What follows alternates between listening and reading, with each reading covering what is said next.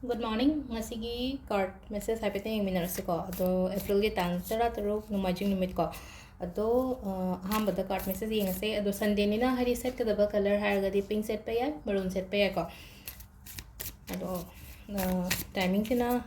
card ki matung da haijara ge ko. Ahambada card se daily card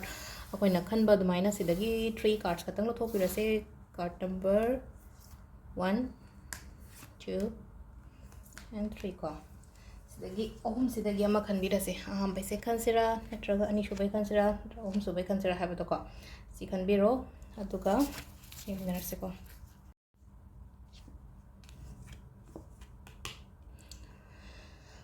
sida lere ko card se aham ba one khanba ngai kyona haragadi one se apai khalaga leibado ngasi se keno ma chasira chalo shira kaina khanjan raga leibal lerangani ko ai bu chasira chalo shira chatlaga oigadra gi thabak se natraga ai ngamgadra sigi thabak sibo kaina ga khantare ko aduduna sida kai hage hai kan sida ko hadi chatke hadi ishada ko hadi ngammoi haibagi keno se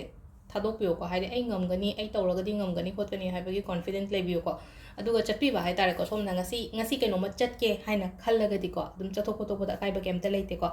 ani subagi na hai ani subagi se ko mamangi adum khallaga khara khallaga dum legan ba oibado aduduna yaringi hadi ko hadi hauki ba da nuai ta ba leragadi chatlan ba tammo release to hon ba hai tare ko release to hon ba je negativity release to hon ba hai tare ko ishada ge negative release to hon ge haragadi aina ritual macha hapido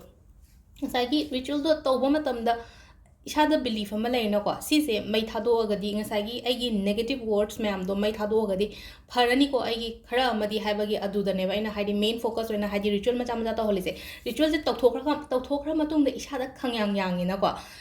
negative chat khare haidi aingonda ngasagi hai ai epan lema mayam do loina pharani ko haibagi belief tani ko ritual to holise adu sida su ko sida so hai kansida ke hai matam sida haidi let go to honbado chalhan gi ba haibase ko haidi nuai ta bale ragadi chalhalo mai ke amadi yengo hadi nangna hanagi left sida no aitrana left sida dum focus to lereba right sida lambi afaba sida nangonda opportunities myam ama lere adu taragadi just move forward hai tarako hadi right side sida just move forward and grab that opportunities ko hadi taplong lobiyo ba adu opportunities myam se ko aduga ahum suba gi se katang ko good news kumba kai kumba lakpa yai aduga amana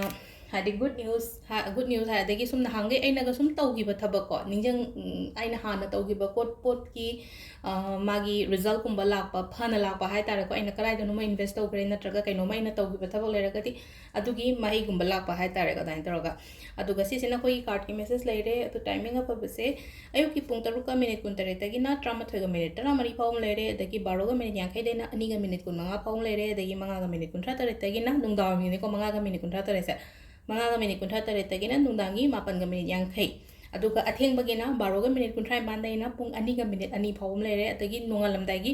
ahum ga minute kun tare tagi na pung 3 ga minute yankai mathoi bagwa sisina hoigi nongalam dagi matam hai tare ko adu sida leire ngasi gi samlappa akhoi gi daily card message se ko ma'am thank you